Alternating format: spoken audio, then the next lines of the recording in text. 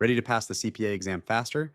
Visit cpapass.ai. Today, bank reconciliation simulation. Master the two-sided scale. Bank reconciliation is one of the most heavily tested simulations on the FAR section of the CPA exam. Many candidates fail this task because they confuse which adjustments belong to the bank side and which belong to the book side. If you misclassify even a single transaction, your adjusted cash balance will be incorrect, throwing off your entire balance sheet and cash flow statement. To pass, you must master the systematic template of reconciling both sides to find the true corrected cash balance. Let's break down the exact framework you need to conquer these simulation questions. Think of a bank reconciliation as a two-sided scale. On one side, you have the bank statement balance, and on the other, you have the company's book balance. Both sides must balance to the exact same true cash figure. For the bank side, you adjust for timing differences the bank doesn't know about yet. This means you add deposits in transit and deduct outstanding checks. For the book side, you adjust for items the company hasn't recorded yet, such as bank service charges or interest earned. This visual scale ensures you never mix up the two sides.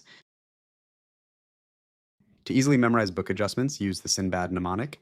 Each letter represents an item that requires a general ledger journal entry to reach the true cash balance. S stands for bank service charges, which you deduct.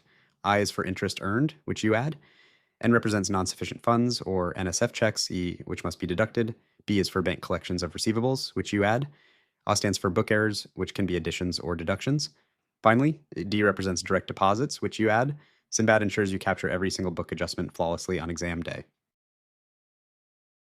Here is a major examiner trap. Unmailed checks at year-end. The exam will state that a company wrote and recorded a check to a vendor on December 31st, but did not actually mail it until January 5th.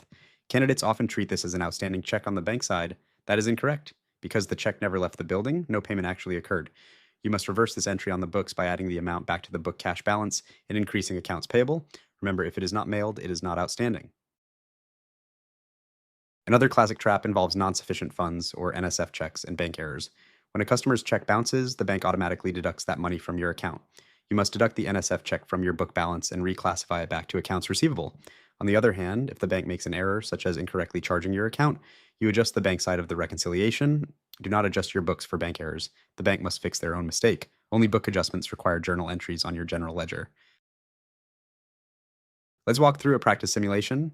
Greentree Company has an unadjusted bank balance of $50,000 and an unadjusted book balance of $51,500. On the bank side, we add a $5,000 deposit in transit and deduct $3,000 of outstanding checks, yielding a true cash balance of $52,000. On the book side, we add back a $1,500 unmailed check and deduct a $1,000 NSF check. This also yields exactly $52,000. Both sides balance perfectly. Practice more simulations on CPApass.ai to master this topic.